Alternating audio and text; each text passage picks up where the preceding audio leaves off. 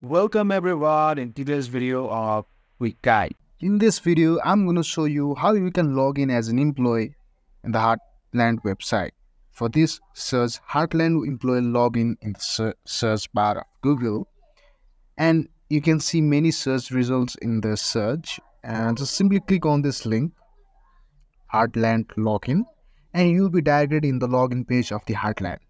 Here you have to put on the email and password to log in. Let me put in the email as tempuser@gmail.com,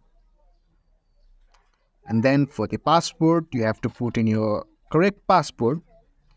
And if you forget your password, you can simply click on the forget password button over here and put on your password.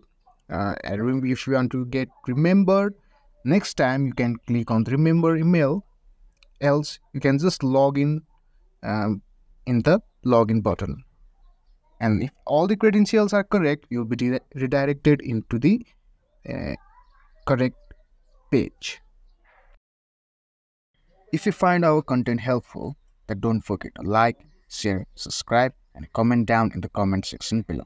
Thanks for watching.